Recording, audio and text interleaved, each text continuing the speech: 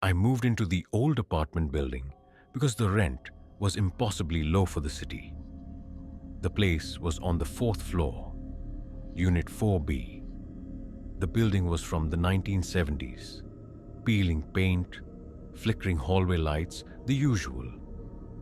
My neighbor below me, in 3B, was a quiet man named Mr. Harlan.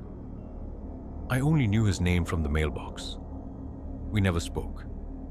Sometimes I'd hear his TV late at night, always the same channel, old black and white shows.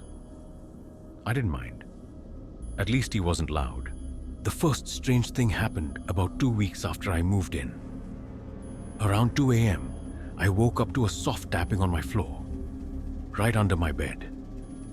Not knocking exactly, more like fingernails gently scratching the wood. I lay there frozen, listening. It stopped after a minute. I told myself it was pipes settling. Old buildings do that. It kept happening. Every few nights, the scratching, always from the same spot, under the center of my bed. I started sleeping on the couch. But then the sounds moved. Now they came from the living room ceiling. No, wait, from my floor again, but different spots. Like someone was walking slowly beneath me, testing where I was. I finally went downstairs to talk to Mr. Harlan. I knocked, no answer. The door was slightly ajar, maybe an inch. I called his name. Nothing. I pushed the door open a little more. The apartment smelled like old paper and dust. The lights were off except for a faint blue glow from the TV in the living room. It was playing static. No one was there. I stepped inside. The place looked abandoned. No furniture except the TV and a single recliner. On the floor were stacks of newspapers, yellowed, dated years ago. I turned to leave, but then I noticed the ceiling. There was a small square hatch in the corner, like an access panel for plumbing or wiring. It was slightly open. A thin beam of light from my apartment above spilled down through the gap. My stomach dropped. I backed out slowly and went upstairs. That night, I didn't sleep. I sat on the floor with my ear pressed to the wood.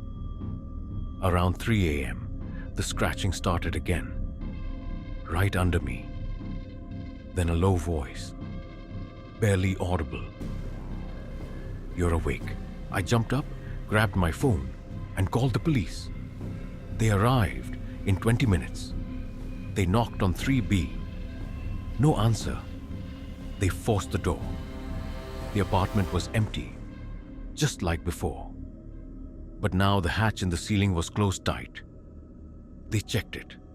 It was screwed shut from below. They said maybe the previous tenant had left junk behind. They left. I couldn't stay. I started packing that night. But around midnight, the power went out. My apartment plunged into black. Then I heard it. Footsteps. Not below me. Above me. In my ceiling. Slow, deliberate. Coming toward the bedroom, I backed into the hallway, heart hammering. The footsteps stopped. Silence. Then a soft click, like a latch releasing. I looked up. In the corner of the living room ceiling, a square panel slowly lowered. A pale hand reached down from the darkness, fingers curling around the edge. I ran. Out the door, down the stairs, into the street. I never went back. The police later told me the building's blueprints showed no attic or crawl space above the fourth floor.